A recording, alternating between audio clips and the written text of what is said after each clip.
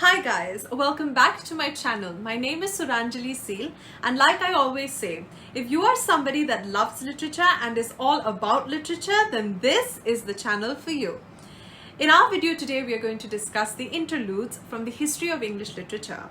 Now, before we dive deep into understanding what the interludes are all about, I would like to suggest you to go and have a look at one other video which I had uploaded earlier, which deals in detail with the mystery, miracle and morality plays.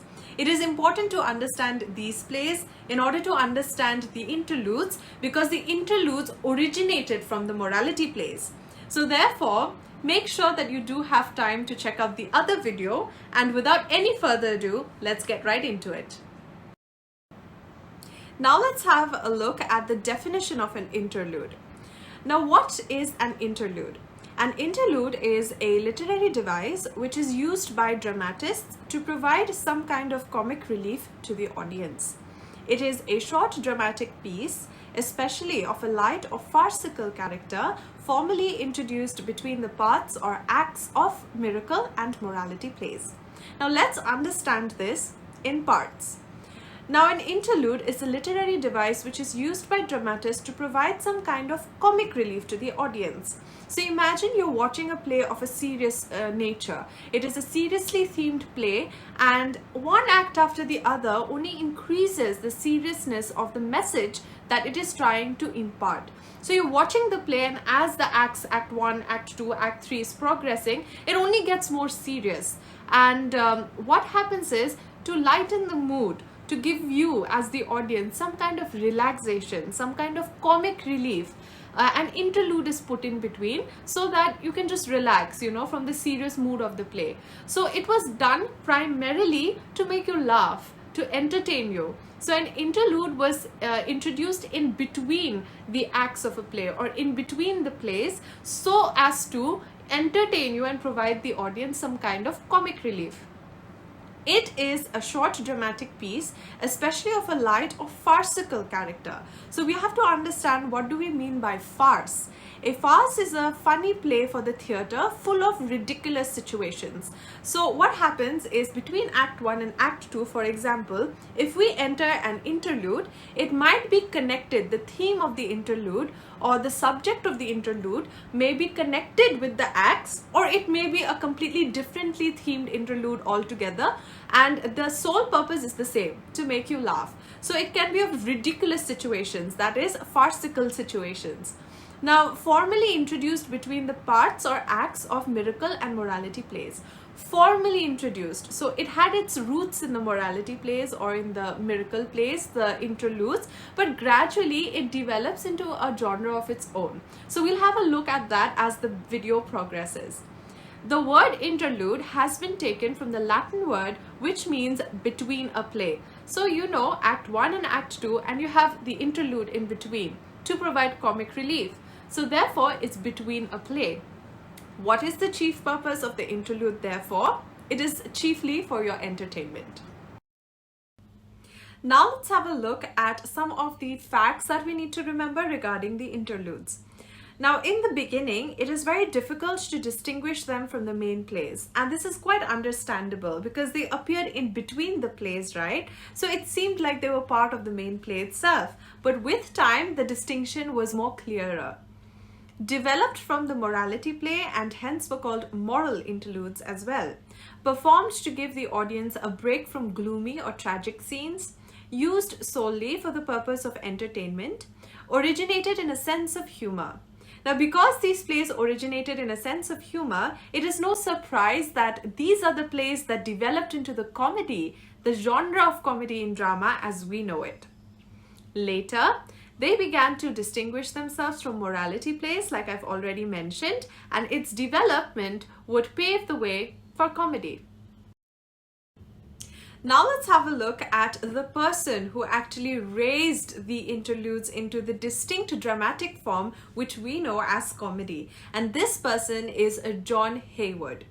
John Heywood, as we know, that interludes originated undoubtedly in a sense of humor. He is the one who actually, through his works, raised the interludes to the distinct dramatic form known as comedy.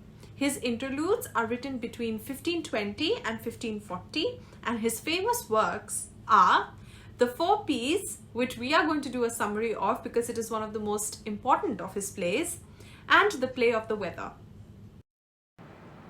Now let's have a look at the Four Ps. That is the summary of the Four Ps, which is one of the most important interludes by the playwright John Heywood. Now, what are the Four Ps? What do we mean by the letter Ps, right? So the Four Ps is a play which involves a debate, more a competition in fact, between four men whose trades begin with the letter P. That is, we have four people whose professions begin with the letter P, and hence the name The Four Ps. Okay, now we have to understand what are these men's professions like. We have to understand that who are these men and what are the professions that they're carrying out, what are the plus points of the professions, what are the weaknesses of the professions. And because when we will have an understanding of the professions themselves, we will understand the meaning of the play altogether. We will understand what makes it funny. We will understand that why are these characters important and why are these professions important as well. So, and we will also understand the kind of society that they were living in at the time. So let's have a look at who are these four people. First we have a pardoner, then we have a apothecary, then we have a palmer, and then we have a peddler. Now these are the four Ps, the four people who are going to debate. Okay, now we have to understand what is the nature of work of a pardoner to understand his sensibility. So who is a pardoner? Pardoners were licensed by the church to sell indulgences to those who wished to have their sins forgiven. Now what I mean by this is this. Imagine, in those days, suppose you are somebody who has sinned, and there's a person who has been licensed by the church. The church has given him the right to actually sell indulgences. And what do I mean by indulgences? It's like you will go to that person and you will say that I've committed this sin and I'm very scared to go to hell. So please do something about it. And the person will be like, okay, you buy this indulgence for me. Okay, you buy this from me, and all your sins will be cut in half. You will not suffer that much in hell. So the person is really happy. Now, for example, he'll ask how much, just for example's sake, he'll ask how much is the indulgence, and you'll say that it is 100 rupees. So you'll say, okay, give me, I'll buy it for 100 rupees. And you're very happy. Your conscience is happy that you're going to suffer less. But you commit the sin again and again and again because you're getting indulgences, right? That you're getting, these indulgences are helping you cut down on your sin, on your suffering. So what will happen gradually, the person might realize, that it is a good business because people are willing to pay. Okay, because they're sinning and they're willing to pay. Now, every profession has its pros and it has its cons, right? So here too, during those times, corruption seeped in. Now the person knows that this person is sinning and he's coming to him and says, give me a pardon again, I need an indulgence, please give me an indulgence, I've sinned. And then he'll say, your sin is so big that in 100 rupees, nothing is going to happen. You have to give me 1,000 rupees. So you'll be like, why 1,000? I don't want to pay 1,000 rupees. It's too expensive for me. And you'll say, oh, then I cannot give you the indulgence. The kind of sin you've committed, it demands 1,000 rupees. So what happens is the person is too scared because through mystery morality plays during those times, the ideas of hell and heaven were ingrained in the people right from an early time. Okay, so they're like, okay, I don't want to suffer in hell. I'll buy it for 1,000 rupees. So gradually corruption seeped in. So this was the con of this profession. Now let's have a look at the apothecary. Now who are apothecaries? Apothecaries, like modern pharmacists, would advise on illness and dispense medicine. So here too, they were like pharmacists who would concoct medicines, would treat people, would advise them on their health. But there again, there's pros and cons to a profession. So the cons here would be that the expense and elaborateness of treatment. So instead of treating the person easily in one day, they would take say 2-3 days to treat the person, and the more longer the treatment would go on, the more expensive it would get because you have to pay him every day, right? Then you have a palmer. A palm was a badge that indicated that a person had been to a holy land. Pilgrims who traveled from sacred shrine to shrine, alms and praying for those who helped them. So what happened is, pilgrims who traveled from sacred shrine to shrine. They would be traveling and they would be given a badge of recognition that yes, he's a palmer.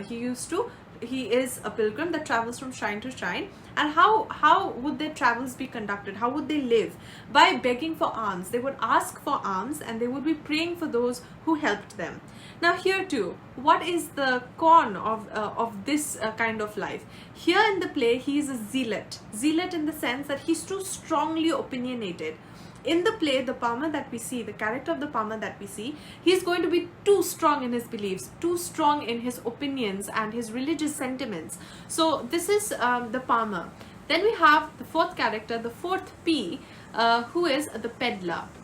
He is a traveling vendor of goods, door-to-door salesman, frequenting fairs and festivals. So, you know, this is like the salesman from door to door trying to tell people that please buy my goods, and chances are sometimes he was good at manipulating and lying even.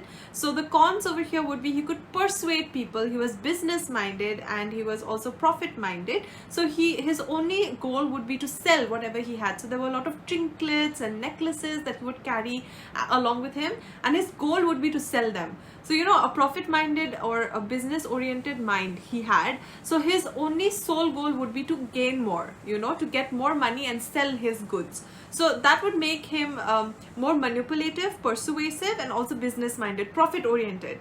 So now that you've understood that what these professions were like, now let's get into the debate that they get into, and who wins the debate, who presides over the debate, and what is the debate about between the four P's. Okay, let's get into it. Now let's have a look at the summary of the four P's and look at the plot line as to how the story progresses. Okay, we have the palmer praising his holy mission. So the palmer is on stage, he's praising his holy mission. Then we have the pardoner that enters. The pardoner enters and criticizes the palmer for not coming to him. He claims he could have opened the doors to heaven for him through his indulgences. Then the apothecary enters and claims to be the best friend of the spirit through his art.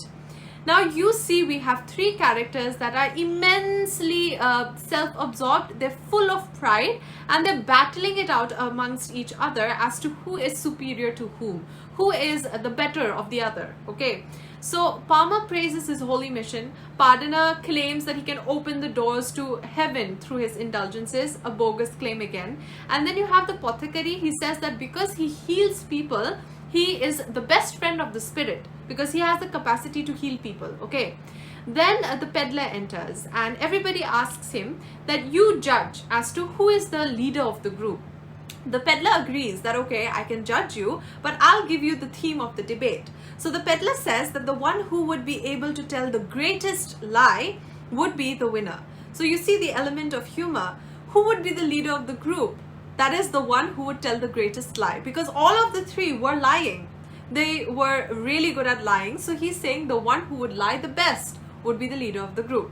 You know, birds of a feather flock together kind of a situation. So he says in your group all of you lie. Okay, so the one who will say the greatest lie or who will tell the greatest lie would be declared the winner.